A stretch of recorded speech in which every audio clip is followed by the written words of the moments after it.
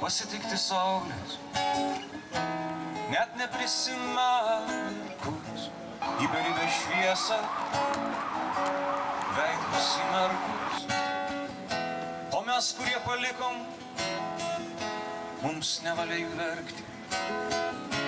Jie čia pat tik reikia stipriau užsimerkti. To neužrašysi, taip nesugalvosi, bet lieka tik tai myliu ir žinoma ilgiuosi.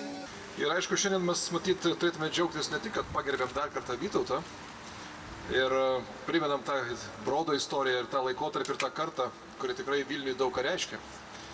Bet manau svarbu, kad šis suoliukas dar ne vieną prisėdus įkvėps tapti arba siekti būti svajotoju, kūrėju, tiesiog gerų žmogumi, kokiu buvo maestro Vytautas.